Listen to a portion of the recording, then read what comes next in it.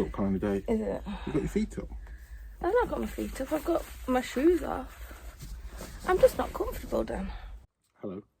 Hello. Welcome to a Yarn Shop podcast episode. Who knows? It's been a million years. 5, I think. I've just realised that the last time we did this, it was Halloween. Yep. And now it's Christmas. So we've gone from fortnightly to seasonally. Yeah, quarterly. Right. Hello, Merry Christmas, welcome. We've decorated. Christmas. We found it in the basement. We found it in the basement. We literally have not decorated for Christmas. We put some fairy lights in the window. That's it. That's all I could muster this year. So next year, I've got a whole year to plan for it. I don't think we've got space for decorations in this place. Have you seen the place? It's full of wool. Well, I've seen some impressive wool shop Christmas windows. Yeah. Somebody had a full knitted Christmas dinner. They must have taken a years to make. I ain't got time for that. I kind of like the idea of the working men's club decorations. You know, the plastic. No. Remember that first Christmas you came to mine and we had that was at our house. The first Christmas in our house, you made us buy loads from Wilco's and put them up. That looked awful. They look great. No, we're not. Do you know what I mean? You could get them in like plastic tubes. Concertina tube. I know exactly what you mean. I just remember being a young lad being dragged to like working men's clubs and like Salvation Army in Bulwell when I was a kid, and they'd have them up, and it just resonated with me. That makes me think of Christmas. Does it? Yeah. Well, I don't want to disappoint you, but I don't think you can even buy them anymore. I've not seen any. I bet. Right. If I can find them, can I put them in the shop next year? I'll think about it. Right. Okay. What are we talking about? It's been a busy old few months, hasn't it? Since our last one. So it's been a month and a half, so like 6 weeks. 6 weeks. We've done our last market in Beeston, which went really well. Yeah. Not as Christmassy as I was expecting. Had we done our first market last time? Yeah, we had done, yeah. So we went back to the garage in Beeston. Yeah. For their Christmas market. It wasn't very Christmassy, but it was it was cold. It was very cold. It was mid-November, so I guess it was one of the first Christmas. They were decorated for Christmas, and they had fire pits outside and stuff. I say that. I'm glad, because I remember we did a Christmas market once, and they had that Michael Bublé CD on repeat for 7 hours. And that was a test of but it was a really good Christmas market. I don't think this. My favourite thing about that market is just disappearing and managed to blag a table and then wandering back with it. So we had 2 tables. Oh, the one that we've just done. Yeah. Good times. Yeah. That felt like doing flea markets when I was younger as well. Oh my god. I did a market yesterday. So that's all of our markets done for this year. All of our workshops are done for this year. Yeah. We've got 3 days left. 4 days if you include today. And then we break up for Christmas. I think we've took a lot from the markets, and we've both been talking about what works, what doesn't work, which I ain't got a clue, because every time we do the markets, I'm surprised by what sells and what doesn't sell. Yeah, it's very difficult to judge what to take, and the first time we did it, we just took a little bit of everything, didn't we? And then the second time, we thought about it a bit more based on what sold the first time. And it was a Christmas market, so we went with gifts. But people didn't want gifts. No, people just wanted a random ball of wool or a pattern book. Yeah, so we're none the wiser. No, but I think the setup wise, I think we know what we're going to do. I think we did it really well. The first time we took so much. We took a lot, but in a load of boxes. Whereas this time we managed to break it down into 3 boxes. Yeah. So I think next year we're going to try and do possibly 1 market a month. And you spoke about doing like pop-ups further afield. Yeah. I really want to do, I'm not going to say. Somebody might steal my idea. We're basically going to try and do a load of pop-ups in different towns across the country. Yeah. If we can find the time to get it all organised. Yeah. Ideally, like on a Sunday, because then we can shut Saturday, do it Sunday, recover Monday, and get the stuff back to the shop. Yeah. So if there's anyone watching this that wants us to pop up in their town or knows of a good market, Christmas market, summer market, whatever it is, drop it below, drop us an email via the website. Yeah. And we'll have a look. Yeah, definitely. We've talked about Brighton, which needs to happen at some point. I'd love to do one in Brighton. Remember that car boot we did in Brighton? Mm. And you slept in the car for it. Yeah. That was good. We did a car boot at Brighton Racecourse. Something like that, Yeah. yeah. That was it was chucking down rain and nobody batted an eyelid. We left here at 2 a.m. and I drove to Brighton. Yeah. So we got to the car boot. Well, we rolled up at like 7 a.m., didn't we? Yeah, because next door had put their Hoover outside and I took it and sold it for a tenner. Do you remember? Yeah. Honestly. But that guy was like, oh, it's fine if it don't work. And then 4 stalls down, he found somebody that had plugged it into a car battery. Do you not remember that? No. I remember because it was chucking down with rain. And he bought it and he was like, does it work? I was like, I don't know. I just saw it outside my next door neighbour's house. Not like out the front door, like he was having someone like, if you want to take it to rubbish, I don't know. And he was like, yeah, it's all right if it don't work. And then like 5 minutes later, I looked down and there was like this car battery contraption and he was plugging it in hoovering on the grass. But it was chucking it down with rain. And I'd never forget it because it just stuck with me that this was like the most left field car boot. Yeah, we do get ourselves in some strange situations. Good times though.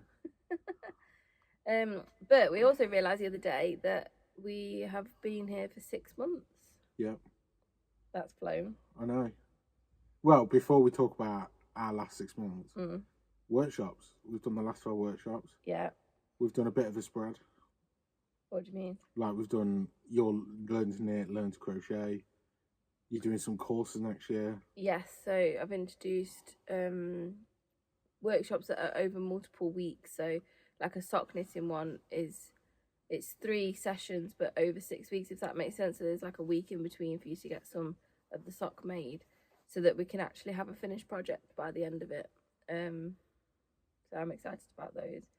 It means that you get 6 hours of like teaching time, I suppose, rather than just 2.5 hours. And then if you have any problems in the week in between, then you can just save it and come back on the next session and then we'll go through it again. And the knitting natter's done well as well. Yeah, but yeah, so we've done 3 knitting natters now. The last one was a Christmas one. We had mulled wine. That was nice, and mince pies. Yeah. Let's not talk about how we won the mulled wine because our landlord might be watching. No. Magic. We had cold mulled wine. We definitely did not warm it up in any way, shape or form in the basement of the shop. I definitely wasn't drinking it for the next 2 days. Out of a jug because it stayed warm. It's still warm in our heated jug, yeah. Oh, gosh. So, yeah, I think we've learned a lot from the workshops. Like, listening to people's feedback and being like, oh, now we'll do courses. Next year, we're looking at a few more varied workshops and things. We've got another wine and twine based on the feedback from the last one. In we want to do March, the other craft events that we're not going to tell people about in case someone steals our ideas. Yeah. I'm looking at doing something in school holidays as well. I really want to do like a story time and craft. But I just can't. We've seen a few children's books based on knitting and wool. Yeah. So like to read a knitting or a wool related storybook and then do a seasonal craft. But I need to figure out the crafts, but we're off for a couple of weeks, so that's the kind of thing that I'll be doing. That's it. We're off for 2 weeks. We'll recoup. I don't think we're even going to relax because you know what we're like. I know. When COVID happened, we had 2 weeks off and then went straight back to work. And in that 2 weeks, 3 weeks, whatever it was, we just worked constantly. I know. We're terrible. So I know for a fact we're going to try and relax. But I know that like we want to work on events. We want to work on the workshops. We've got a few brands next year that we want to start bringing in. I feel like we're going to have a couple of days off, get bored, and then just start thinking about the next 7 to 8 months. Well, there's lots of planning to do. I've got lots of sample knitting to do as well for the spring summer wools that are coming in, like swatches, so that people can see what they're like, which I'm really excited about. We was going to do Vlogmas as well. Do you remember that? Yeah, we started Vlogmas. We did a day. We didn't even do a day. We did a morning. And then life happened, didn't it? And we forgot. Yeah. So maybe we'll try that another time. Yeah. Because we film these before we open the shop in the morning. The problem is we've been so busy throughout the day that the first thing we do in the morning is tidy up, restock, and just go through any tweaks, sort postal orders out and all that. So by the time you've done all that, you've got 10 minutes to make the video. Yeah. So it's just getting pushed further and further back. I love watching people's Vlogmases though. Dan doesn't get it. Like, I like the ones that are like 50 minutes long. Yeah, because you like watching somebody sat in a forest talking about theories and knitting something. Yeah. And I'm like watching the guy that captured Uday Hussein in Iraq. That to me is far more interesting. Well, I like watching people knitting and what they're doing while they're knitting, what projects they're doing, what they think of it.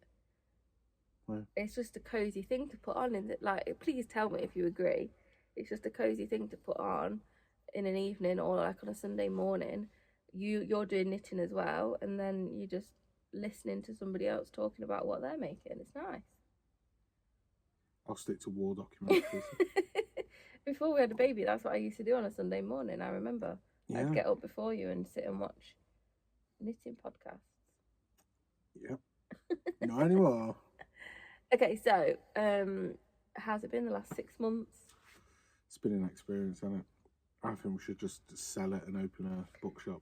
I can't even read it. Oh my god, should we have a bookshop as well? Yeah, we've got loads of space.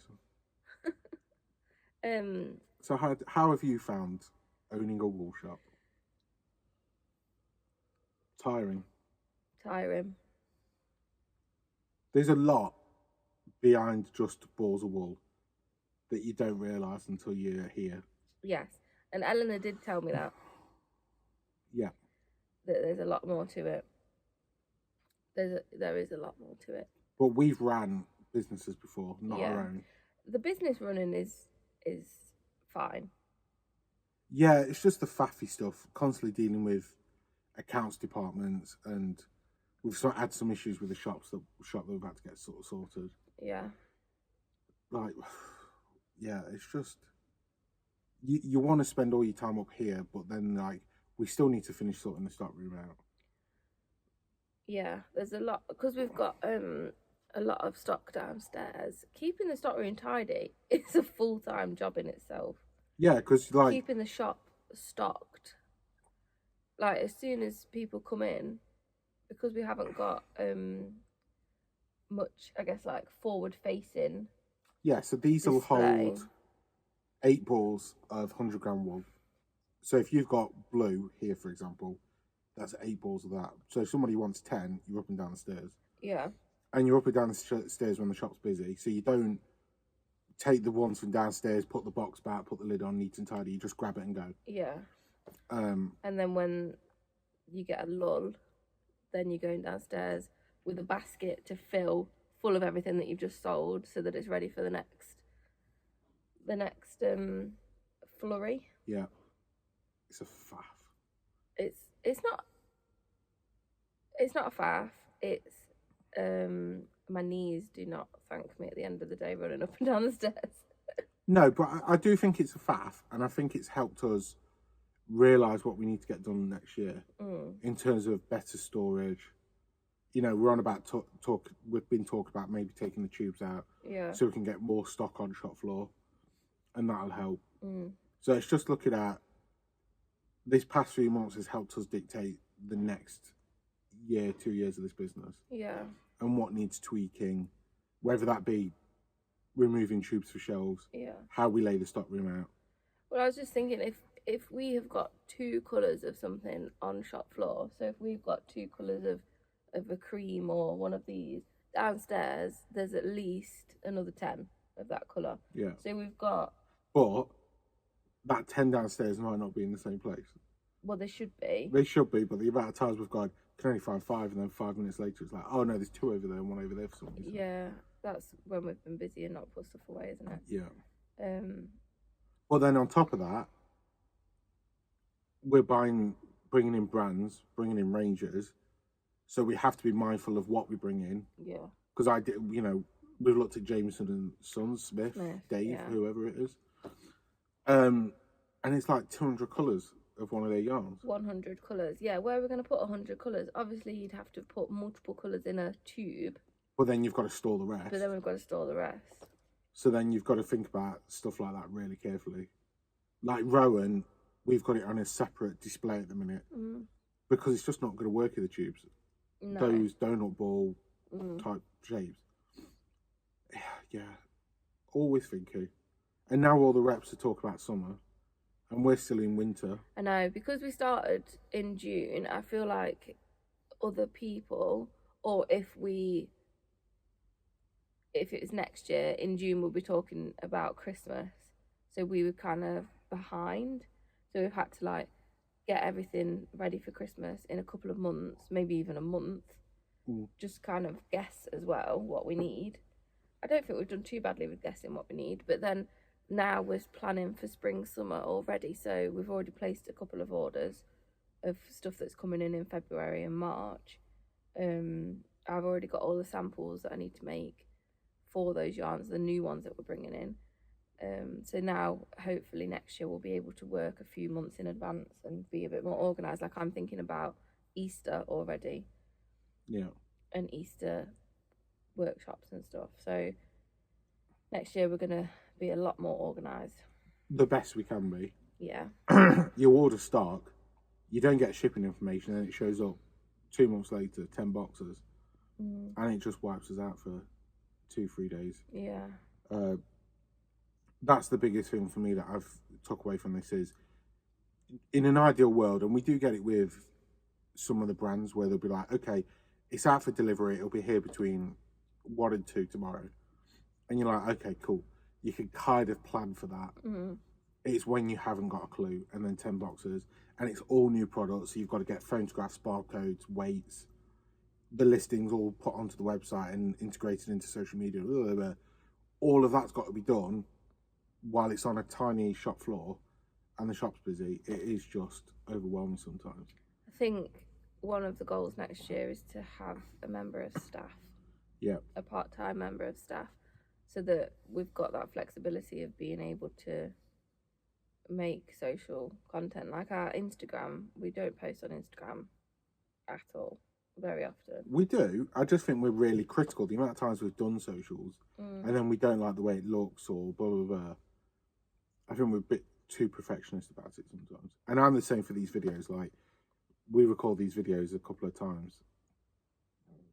A couple of times? 3 or 4 times before you. It's got to be right for me. Oh, I've got a hole in my sock. But, yeah, and it's also like, if we bring a range in, like I'm already thinking of the stuff we're getting from Surdar next year and going, right, where do we put that? The Rowan stuff, the new cottons and things, where are they going? Yeah. But I suppose we have to think of it a bit like when you change your summer and your winter wardrobe over. Like, we'll still have some wintry things out, but not as much. So then that's room for the summer stuff. Yeah. I still don't think we've got enough room. I don't think we've got enough room either. I don't know what. I don't know. I wonder if we could have a taller Kallax there. No, that's going to look awful. Okay. Shot down. Get rid of the tubes. No, because the next one of that's 4 high. Yeah. It's just too tall then. You're not going to be able to see people knitting crochet hooks. Oh, so actually, that is a good point. In the first 6 months, we've realised that people steal a lot of stuff. We think they steal. We've noticed some discrepancies in the stock. Yeah, and we stock take quite a lot. So stuff goes missing. And the only explanation is it's stuff that goes missing that I do not need or want. You do borrow a few bits. I borrow a few bits. That's all I've got to say. Oh, you're like a magpie. I'm in a wool shop. It's very difficult. I'm very restrained. I have not had any jewel spun chunky yet, and I've got my eye on Precious Reef. I know exactly what I'm going to make with it, and yet I have not had any yet. No, and there's that new one coming next year that I think you'll love. I know there's like 4 other colours you love in that. I've got to make samples. I've got to wear knitted things. I've got 2 knitted things on today, so that I can justify it. Justify. Shocking. So yeah, there's been some discrepancies in the stock. We think people are shoplifting. Yeah. But how do you stop it? I don't know. We've got CCTV. We've got CCTV. We keep an eye on customers. Yeah. We can't be everywhere all at once. No. And you can't be in people's faces all the time. Excuse me, what are you doing? There was that lady that came in the other day and she had wool in a bag. Yeah. And I was trying to be as subtle as I can, but there was a moment where I was like... Yeah, she had a bag full of wool. Well, I was out, and as soon as I walked in, I noticed it, and I was like, has she got any of our wool in there? It's difficult, because if you... Well, I'm not going to tell people where we can't see them. No, I've moved all the cameras, so there's no blind spots anymore. No, I don't think there is. There was one spot and I've fixed it. Oh. But it's that thing of the people that... I don't think it's the older people, I think it's the students.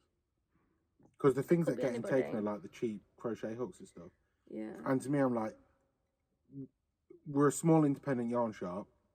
People come in all the time saying, oh, there's not a lot of you around. Mm. No, because we're getting shafted by the big boys, Hobbycraft, Dunelm, John Lewis, you name it, and online. The last thing we need is people coming in stealing wool and crochet hooks from us, because that takes from our bottom line.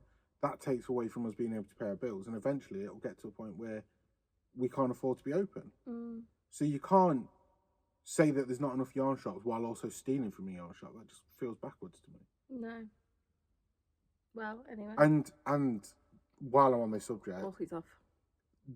the amount of Temu, Amazon don't, customers, don't Shein.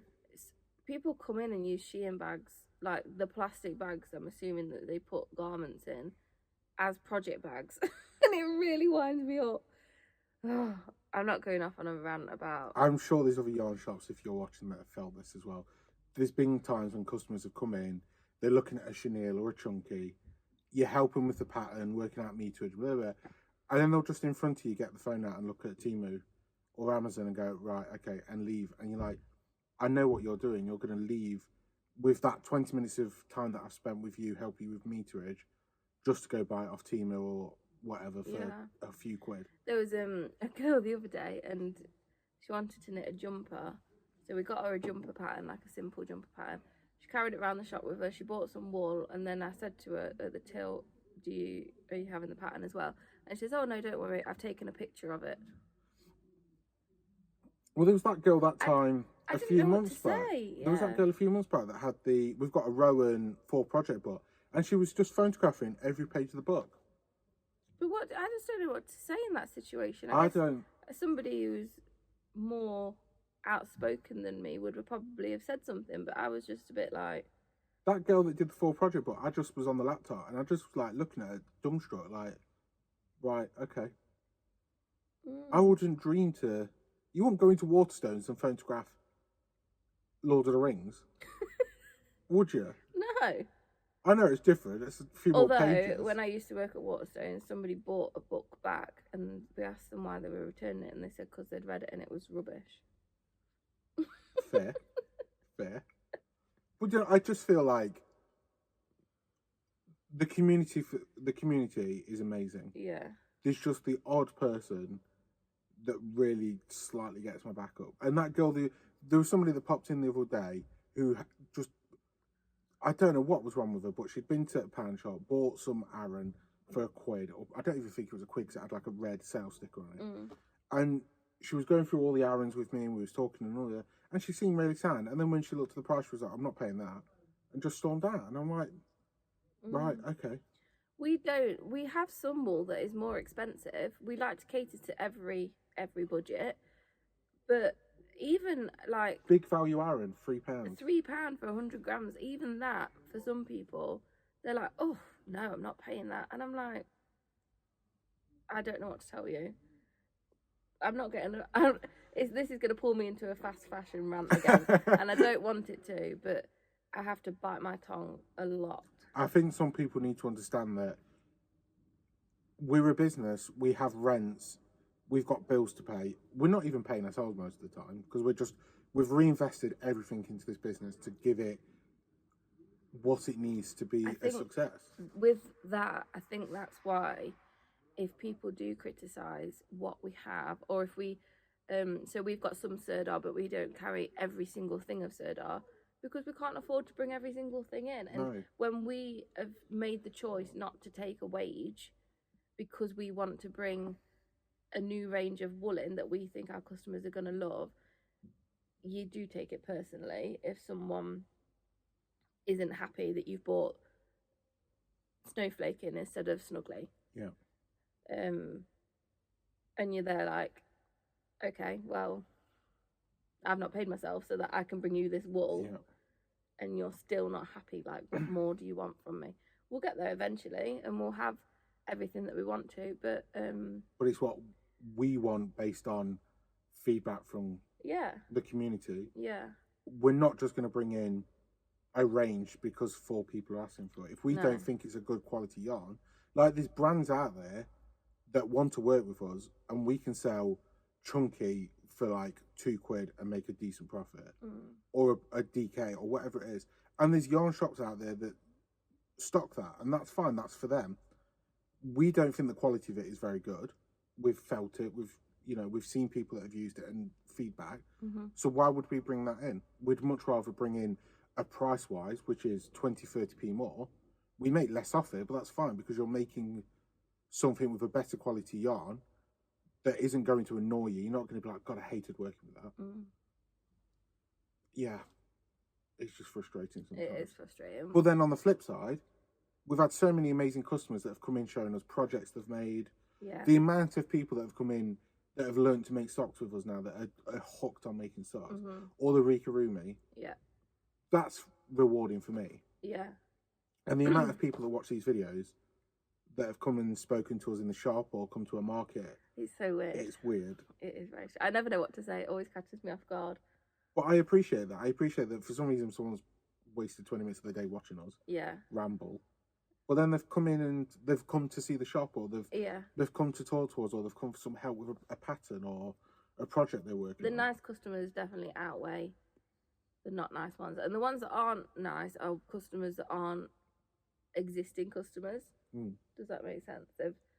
It's that thing of the more we're putting into getting the brand out there, getting the shop out there to as many people, it's going to attract the occasional person that just dislikes us or dislikes what we sell or tries to nick a crochet hook. It's just part and parcel, I guess. It is just disheartening when you're sacrificing your wage to bring in a product. But I've enjoyed the last few months. I'm looking forward to next year. Besides all that. Besides all the negativity, it has been a good laugh. I'm really looking forward to next year. I'm looking forward to having a full year to do what I want to do and bring Jameson in. Bring Jameson and Smith in, knitting for Olive. We were talking to them yesterday. We've also been talking to Susan Crawford. She's got some gorgeous Fair Hour knitting books. I've found loads of books. We don't sell books. No, when we went to the knit show last year, there was a bookseller and we ran out of time to go see them. So we're going to go and see them. But we really want to bring in books next year. We've got a bookshelf that we can put a good selection of books on. Yeah, buttons. We're going to overhaul the buttons because we have not ordered any buttons since we've been here. We're literally just going on stock that was already here. So that's one of the first things that we need to sort out. Get some nice funky buttons in. I kind of want to rejig as well and see if we, when we went to the Bakewell Wool Show, we saw so many great independent hand dyers. And I'd love to get to a point where we've got a drop that we can just give out for a month and just be like, you can sell all your hand dyes in our shop for one whole month and we take £2 off every ball or something. Not looking to make any profit or any money from us. It's just about giving people that space to reach an audience. And I'd love to do that. I need to find a space for it. Yeah. I'm thinking we need to move a few bits around. We've been selling through the needles that we don't want so that we can bring in a whole new range of wooden needles. That's getting to a point now where we can start thinking about that. The metal needles that we bought in, they've gone really well. People are loving them. Yeah. We've had to restock those maybe 4 or 5 times since we bought them in. And we've been able to get the needle and crochet kits in. Yes. Which have constantly been out of stock. Yeah. We've had some really successful buy-ins to say that we are very new. We're still really new to this. And then we've had some that haven't been as successful, which we've learnt from. And there's stuff that we bought in that I wouldn't order again. And or is it this range that's over my shoulder? The Rico. No, Orchard. Yeah, don't tell. Yeah. No, I'm thinking like the Rico sock yarn. I love the Rico sock yarn. It's lovely, but maybe you need to make a sample. I do. It takes so long to get to us, and Opal do some lovely. I love the Opal sock yarn, so why don't we just stick with Opal when it's next day delivery? Given choice, though, isn't it? The Rico ones are softer. Some of the Rico ones are. Yeah, there's a green there that I'm looking at. I'm thinking I should just make a sample out of that. But yes, we've learnt lots. We've had fun. We're tired. We're ready for a break. We've got loads planned next year. I think both of us individually have got things that are planned in our minds that we haven't shared with each other yet. I've told you about my vision for the next year or 2 years. I know that it's going to send me grey. Greyer. Greyer. I am fast going grey. I was already grey. Yeah. Well, yeah, I'm sure we've mentioned the hand dyed as well. We want to do our own yarn and our own kits. There's loads of secret bits that we're working on. That's not secret. I just said I've whispered it. Yes. I think that's about everything. Shall we open the shop then? Get ready for Christmas. Go on then. Thank you to everyone that watched these videos. Let us know your thoughts. Yeah. If you're a yarn shop, how do you feel about Temu and Amazon and all that? Are you against them as much as we are? Don't even. But I think it's, just briefly, I think it's an opportunity to educate. Like when I worked in optics. Some people don't want to be educated. No, but some people appreciate learning. When people come in with their Primark bags, I'm like... One eternity later. So Hannah went off on a 40-minute rant about Primark. I haven't got time to edit that in. Maybe if we ever do one of those Patreons, we'll just have Hannah's rants. About what's the deal with Milky Bars? Oh, I like a Milky Bar. I thought it was going to be like, God, that's too small. Well, they do get smaller. That chomp that I had. No! We've got to open the shop. I had a chomp the other day. It was like this big. Chomps used to be that big, I'm sure. Right, let's go open the shop. And that curly whirly. Have a lovely Christmas, everyone, and a Happy New Year. Thank you for watching. We shall see you in... maybe over Christmas. I want to film a video about my yarn stash that I had before we bought the shop, because I think it's quite interesting. The brands that I... Finding in the back of the wardrobe every 5 minutes. The brands that I bought are not brands that we stock. Yeah. And we'll try and be more consistent with the uploads next year. Yes. Right. Should we go then? Rogue promises. You're not going to rant about chomps anymore or Primark? I don't think so. Right. See you later, everyone. Bye. Bye.